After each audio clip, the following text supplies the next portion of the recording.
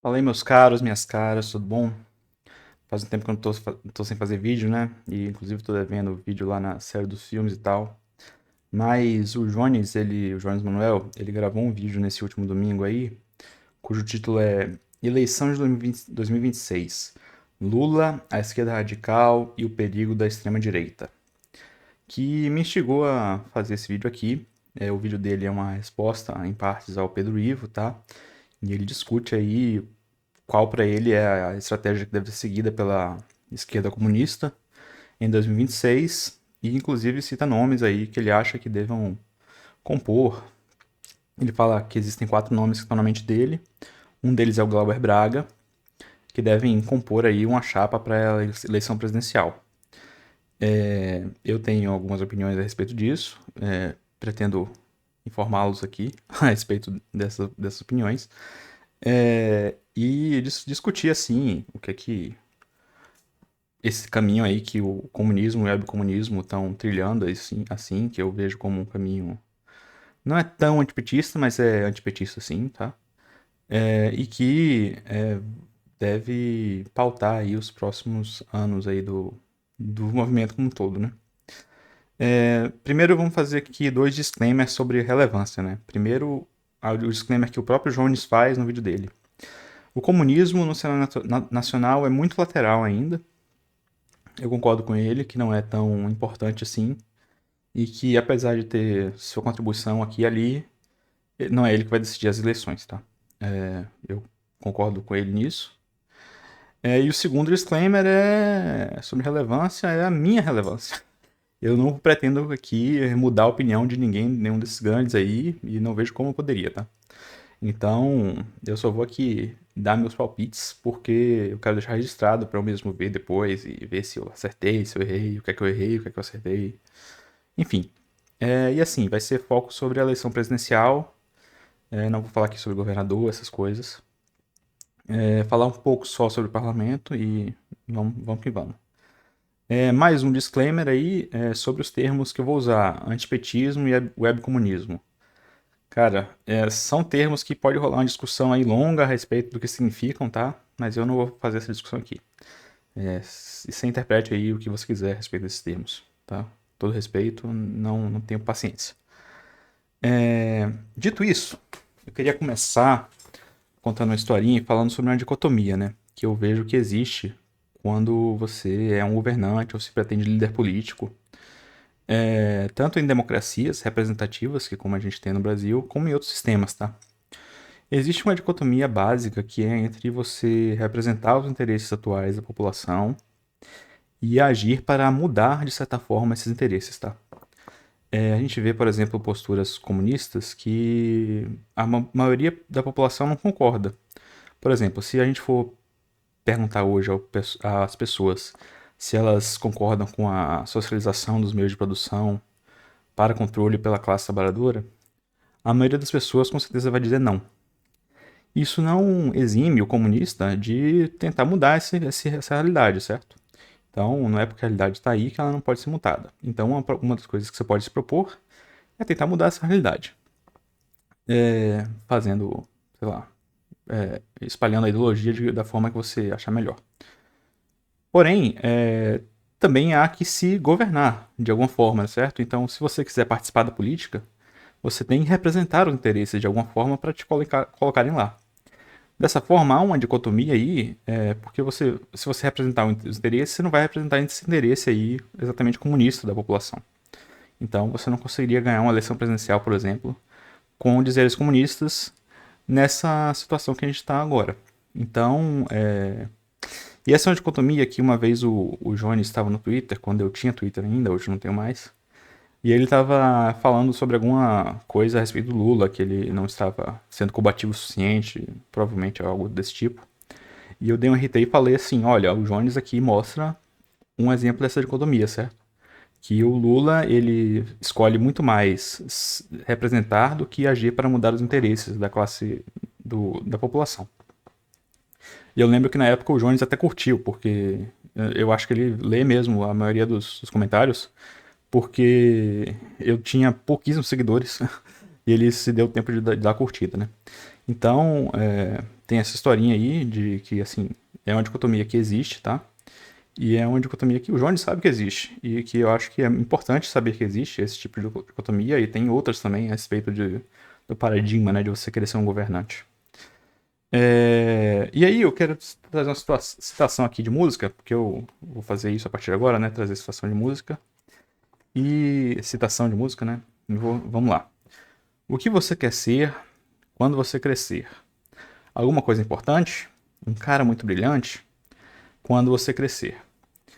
É uma citação aí de Raul Seixas, da música Quando Você Crescer, do álbum Há 10 mil anos atrás, que eu vejo relacionado aí com o comunismo e o webcomunismo, muito relacionado com a frase, né? Me parece que cresce. Sim, cresce, mas cresce como? Cresce para onde? Cresce de que forma? E assim, eu acho que essa citação é uma boa provocação aí pra gente ter em mente quando a gente falar que o comunismo cresce e para onde cresce.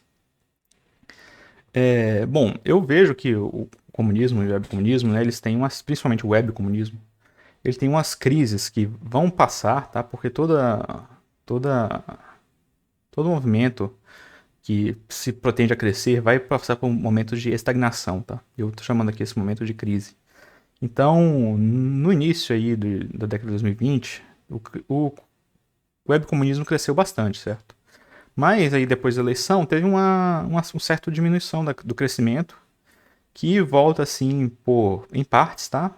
Com a onda de debates que começou a ter aí a partir do ano passado e tal, e dá uma movimentada e etc.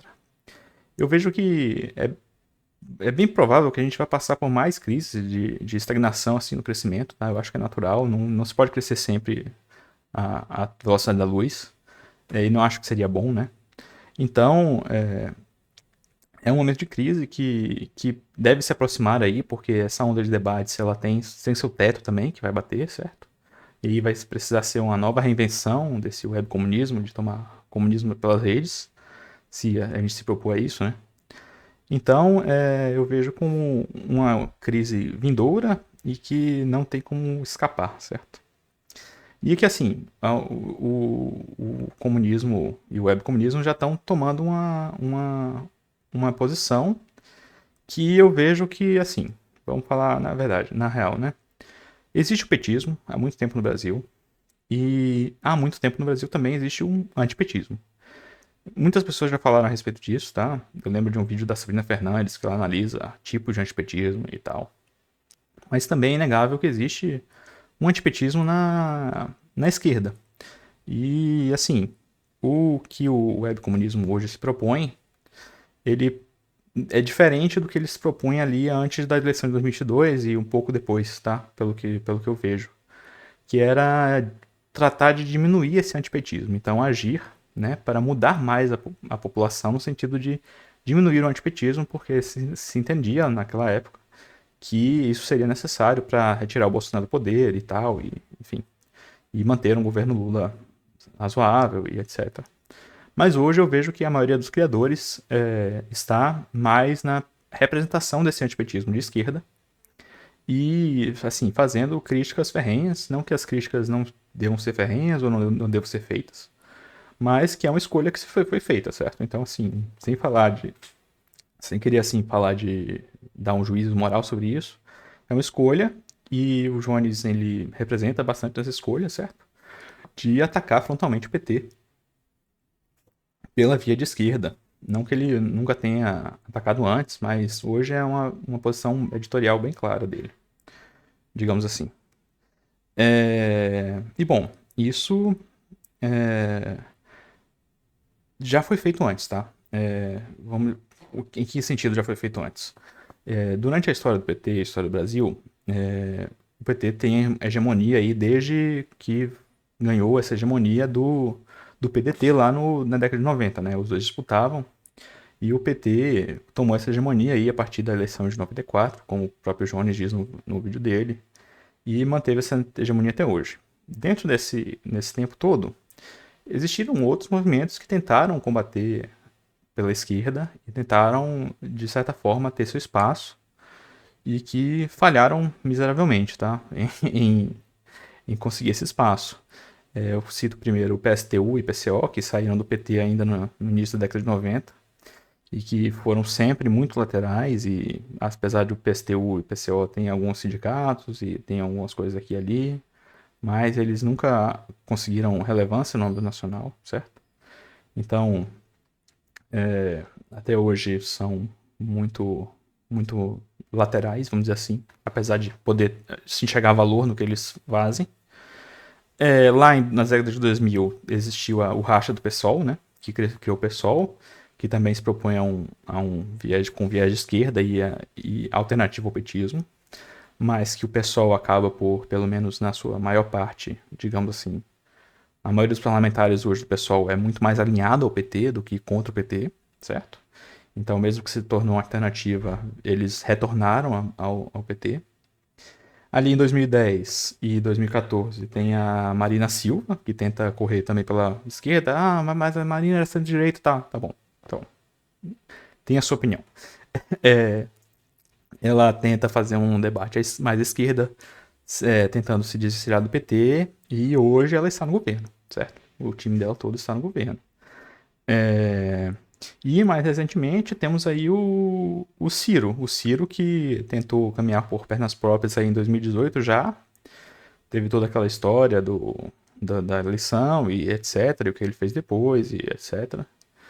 E, bom, e o próprio partido Ciro hoje está na base do governo. Apesar dele não estar, né? Assim, eu não sei exatamente por que ele continua indo no PDT, inclusive. Mas, de certa forma, o fim do Ciro ele é tão trágico quanto o fim dos outros, né? Mesmo se ele não venha a integrar o PT, não veio a integrar o PT, ele teve um fim, né, que caminha cada vez mais para a direita e de uma forma cada vez mais bizarra, assim, pelas notícias que eu vejo. Hoje eu vi uma notícia dizendo que ele poderia ir para o PSDB, inclusive, achei curioso.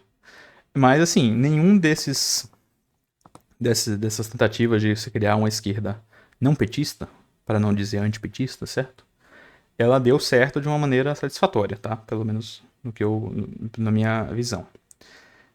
Então, assim, esse resgate histórico que eu faço que a gente pretende enfrentar aqui bom, essa candidatura e essa crítica mais ferrenha ao PT por parte do comunismo e webcomunismo, o que pode levar eles depois da eleição de 2026. Porque, assim, dado que o comunismo não vai decidir a eleição, bom, então vamos falar sobre o que é que vai acontecer com o webcomunismo pós-eleição.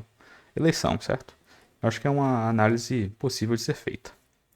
Aí eu separei aqui 3 hipóteses desse cenário, né? E assim, nessa tentativa do webcomunismo de andar por pernas próprias, dizendo assim, mais desvencilhado do PT. Primeiro cenário, eu penso aí numa perda da candidatura do Lula e do PT. Assim, uma coisa que eu tô assumindo, né, que o Lula vai se candidatar, porque depois no final do vídeo a gente troca mais uma ideia sobre isso, mas eu ainda acredito que a candidatura do PT vai ser com a cabeça de chapa do Lula ainda. Só não vai ser se tiver um problema de saúde muito grave. Bom, a primeira hipótese, né, é que vai que o PT ganha.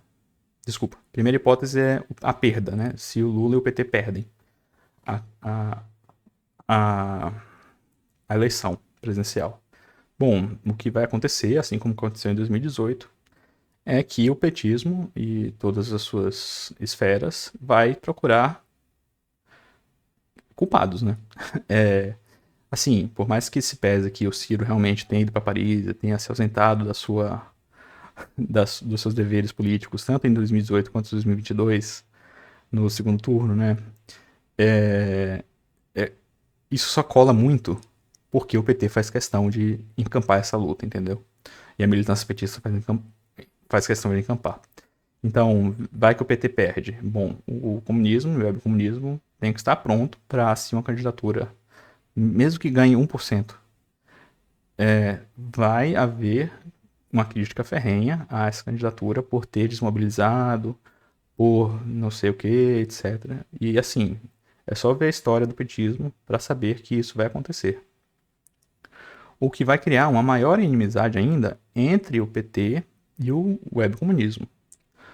o que pode precipitar uma dificuldade maior do webcomunismo de crescer pós 2026, uma dificuldade ainda que vai ser maior caso o regime realmente, né, houver uma queda das instituições, houver um governo de extrema-direita, já vai ser uma dificuldade. Vai ser uma dificuldade maior ainda se o PT estiver nessa de denunciar que o pessoal não contribuiu com a eleição e tal, e foi só da cara para fora no segundo turno, etc. Assim, não precisa ter uma coisa tão gritante quanto ir para Paris para colar um meme, entendeu? A respeito disso. Eu acho que é um risco que a gente tem que levar a sério, né? Principalmente porque é o que o PT geralmente faz, entendeu? Assim, pô, adoraria elogiar, dizer que ele é bonzinho, mas, como o próprio Jones falou, é na cotovelada. E na cotovelada tem que você estar pronto para receber a cotovelada, né? E esse é um risco alto, assim, de... E assim, o comunismo, ele, provavelmente, para ele crescer, ele precisa crescer pela esquerda, tá? Acho muito difícil crescer resgatando gente da direita, abrindo os olhos de uma forma homérica, assim, tal. Eu acho que é possível, mas eu acho que isso acontece muito raramente. Eu acho que o PT cresce mais pela... o comunismo cresce mais pela esquerda mesmo. E já de ter aumentar a inimizade com a militância petista aí, de cara, assim, e com o resultado que pode fazer isso ser mais virulento ainda, eu acho bem difícil. O crescimento do webcomunismo pós 2026, grande assim, tá? Bom, dadas essas considerações, a segunda hipótese vai que o Lula ganha com a margem similar ou menor do que ele ganhou em 2022, tá? Essa é uma possibilidade real também. Eu acho que a eleição não está perdida. Acho que tem muita coisa para rolar e tal. Mas ter uma margem pequena é uma coisa possível. Nesse caso, eu acho que não iria mudar muito a relação PT-webcomunistas. Ou webpetistas, webcomunistas, ou como você queira chamar.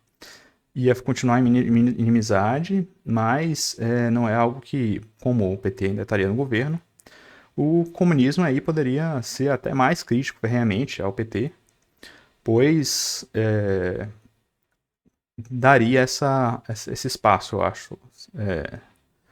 Esse espaço conceitual, assim, espaço ideológico, para fazer esse debate. Eu acho que essa é um das melhores finais possíveis aí para uma candidatura comunista na eleição presidencial.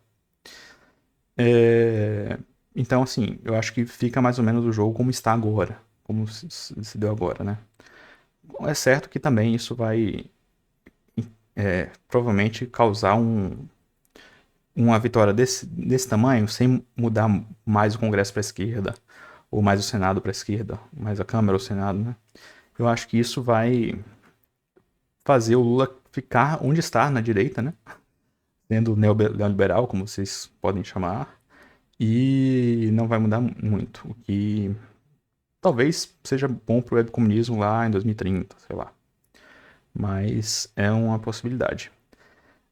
A última hipótese é se Lula ganhar com uma margem maior, ou seja, se ele conseguir encampar mais deputados, se ele conseguir uma margem de votos mesmo maior, se ele conseguir até mais senadores.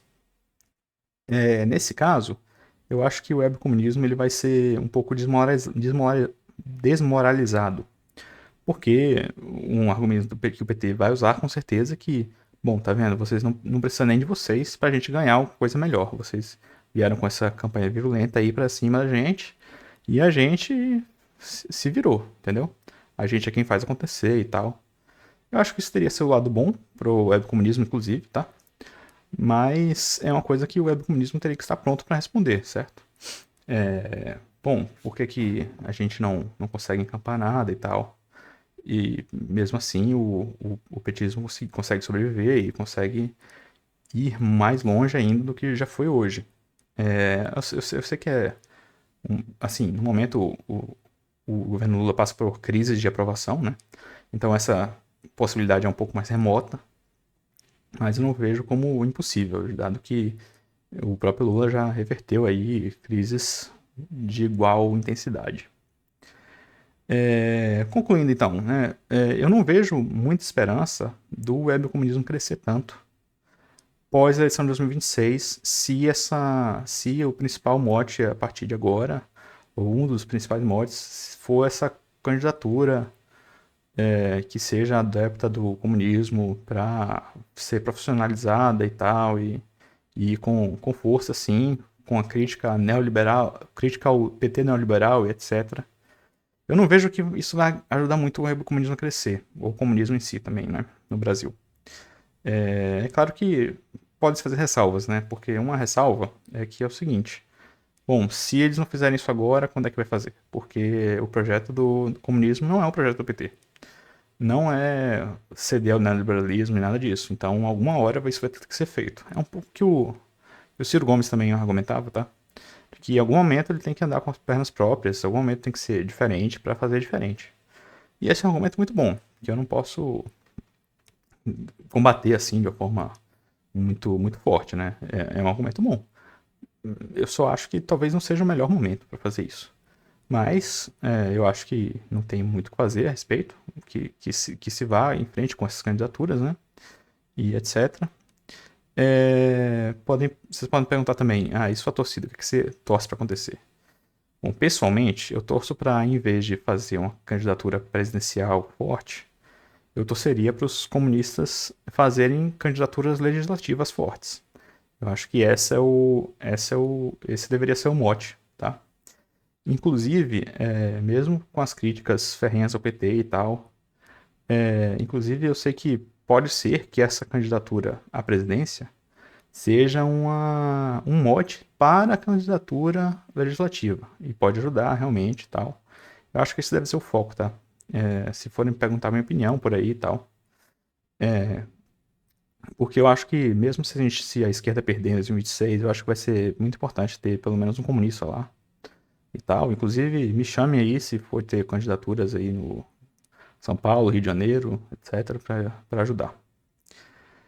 E aí, fiquei devendo uma coisa, né? E se Lula não vier candidato? Bom, aí eu acho que vai ser um clima de barata voa, porque é possível, sim, ele não ser candidato por razão de saúde ou por outra razão.